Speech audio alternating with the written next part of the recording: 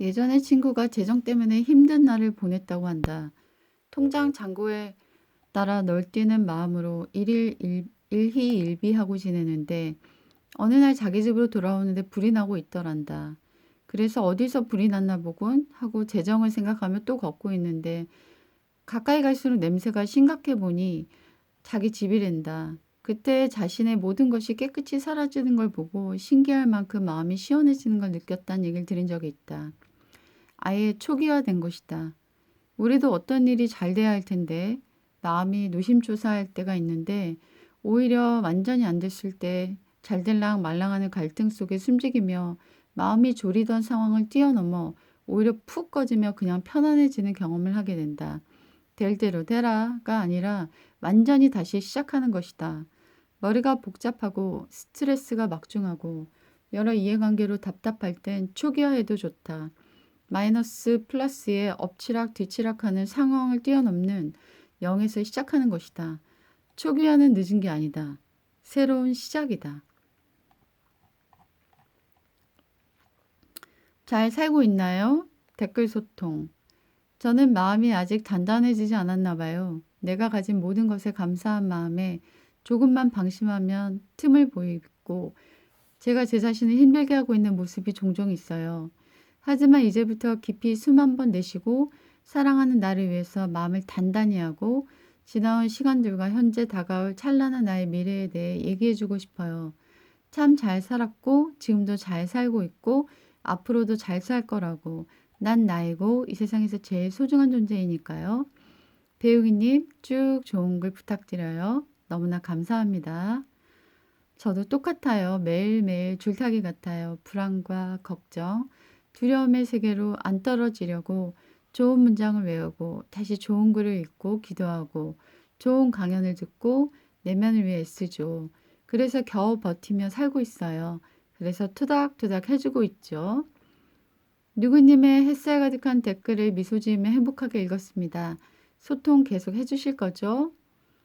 저에게 물어보았어요. 잘 살고 있는지. 다행히 행복하게 잘 살고 있는 것 같아요. 좋은 집, 높은 연봉, 재력 있으신 시부모님과 친정이 30대까지 부러웠고 40대에는 자녀들의 성적이 고분고분 말 잘 듣는 착한 자녀들이 부럽던 날도 있었죠. 40대 후반부터는 이제는 마음이 조금 단단해졌는지 다른 사람의 자랑거리와 함께 기뻐해 줄 수 있네요. 저보다 많이 잘 살아서 여유 있는 모습을 보이면 잠깐 부러울 때도 있지만 저보다 어려운 사람도 있다는 것을 알기에 감사할 수 있어요. 제가 가진 것에 감사하니 속이 끓이지도 않고 여유가 생기는 것 같아요. 신기하게 예전에는 친구가 상여금으로 1,000만 원을 받았다라고 하면 그 상여금만 보고 질투하는 부러운 마음이 생겼는데요. 나이가 드니 1억을 상여금으로 받았단들 상여금만 눈에 떠오르는 것이 아니라 전체적인 것들이 눈에 들어와서 난 1억은 못 받았어도 대출이지언정 집도 있고 따박따박 월급 받고 잘 살고 있구나 이런 마음이 들어요. 단지 저랑 비슷하게 믿음을 가진 나이에 좋은 친구가 있는데 저처럼 일찍 일어나서 너무나 열심히 말씀을 읽고 기도하고 공부하고 일하고 치열하게 사는 것을 보며 도전을 받아요. 아, 나는 너무 느슨하게 보내고 있구나. 좀 더 열심을 내야겠다. 누구님의 댓글은 아름다운 시 같아요. 읽을 때마다 영화처럼 내용들이 펼쳐지는 것 같아요. 잘 살고 계세요. 저는 작가가 오래전부터 꿈이었어요. 어려서부터요. 제 글을 몇 달 전 엄청 많은 무리들이 공격했죠. 맞춤법도 틀리면서 글을 쓰냐고. 지독한 슬럼프를 겪었어요. 재능도 없는데 왜 글을 쓰는 거지? 하면서요. 그때 제 꿈이 다시 생각이 났어요. 제 꿈은 작가가 아니라 복음 전도자였어요. 한 명이라도 지옥에 덜 가게 하나님께 인도하는 일. 그래서 나보다 글 잘 쓰는 사람을 질투하지 않게 되었고 다른 작가의 글들을 소개하며 더 많은 삶의 본질을 생각하게 하고 있어요. 전 무명으로 살다 사라져도 괜찮아진 거예요. 심한 비난을 통해 나를 다시 찾은 인생은 나를 더욱 나답게 해주었답니다. They threw all sort of terrible insult at Jesus. 여러 사람들과 좋은 관계를 맺고 있지만 깊은 관계를 맺은 사람은 많지 않아요. 저는 연락도 먼저 잘 안 하고 제 고민이나 마음을 다른 사람에게 털어놓는 것도 잘 안 하거든요. 몇몇 사람들과만 깊은 우정을 나누는 것도 때론 힘에 부쳐요. 부지런해야지 여러 사람들과 깊은 관계를 유지할 수 있는 것 같아요. 믿음이 있어서 그런지 외롭다 생각하진 않고요. 나이가 들어갈수록 고집, 자기만의 주장 같은 것이 힘이 세져서 다른 사람에게 조언을 구하는 것이 무의미하다는 생각을 자주 해요. 몇 번 해도 그래 하면서 자기 생각대로 하니까요. 저도 다른 사람의 이야기를 들을 때 예전에는 무조건 수용했지만 이제는 여러 번 되씹어보고 넘겨버릴 때가 많거든요. 다른 사람에게 조언을 할 수 있다는 것은 아직 사람에게 실망한 경험이 없다든가 무지무지 사랑받고 자란 자존심 강한 사람의 가능성이 많을 것 같아요. 젊었을 때는 정말 좋은 분이셨는데 나이 들면서 변하신 목사님들이나 교수님들을 보면 정말 나이 들으면서 잘해야겠다라는 생각이 들어요. 그래서 저를 가꾸려고 해요. 꼭 막힌 꼰대는 되지 말아야겠다. 근데 벌써 댓글 속 꼰대의 냄새가 크크. 누구님의 댓글 하나하나 정말 공감이 가요. 저는 남편 외에 깊은 관계가 쉽진 않아요. 예전엔 정말 마음에 드는 분이 계셔서 친구를 하자 했는데 그분이 거절하셨어요. 지금 있는 관계만으로 평생 충분하다는 거였어요. 저는 친구가 벅차다고 힘들다고요.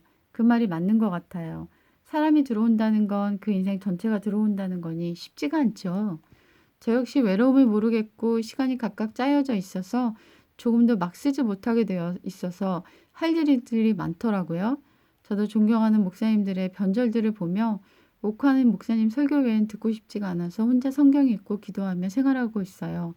그러면서도 인간인 저는 서로 맞대고 있다는 사람 인자처럼 관계를 늘 버릴 수 없고 항상 기대하는 건 어쩔 수 없는 것 같습니다. 하하하. 저도 나이 들어서 그렇다 할 때마다 더 나이 많으신 분들께서 번데기 앞에서 주름 잡냐고 등짝 맞았던 기억이 나네요. 나이가 들어가면서 그때 알지 못했던 소중함을 알아갑니다. 오늘을 충실하게 살아야 돌아보고도 없고 아름답게 느껴지겠지요. 30대들이 너무 예뻐 보이고 부럽지만 제 나이 또한 누구에게 부러운 때일 거라는 생각에 오늘도 열심히 화이팅 할래요. 모두들 힘차게 하루 시작하세요. 저도 올해 나이가 크크. 처음 출근했을 때 피부가 애때다고 만져보던 직장 언니들. 그때 기억들이 선명한데 이제 눈이 흐릿해졌어요. 설문조사에서 인생 만족도가 50대가 오히려 높다는 걸 봤는데 나이 드는 게 희망적이라는 생각도 들어요.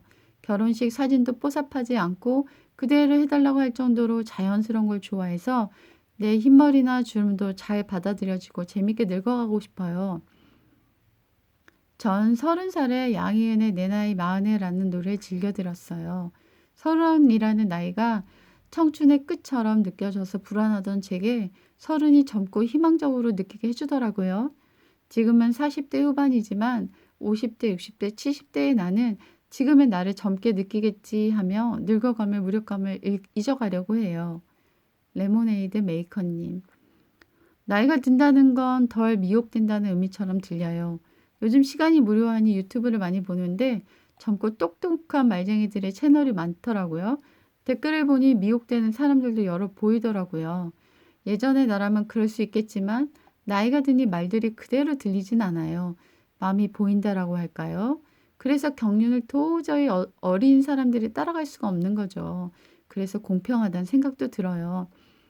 트로트 어느 노래에 오늘이 가장 젊은 날이란 가사말이 있는데 들을 때마다 너무 공감되더라고요. 예전엔 시간 가는 거 아쉬워하지 않았는데 시간은 나이만큼 빨리 지나간다는 거 이제 느끼며 사네요. 하루, 일주일, 한 달, 한거 없이 후딱 지나가네요. 50살이 쏜살 같다고 하더라고요. 그래서 하루하루가 더 의미 있고 무게가 있고 깊이 있게 보낼 수 있어 아름다운 의미로 빛나는 것 같아요.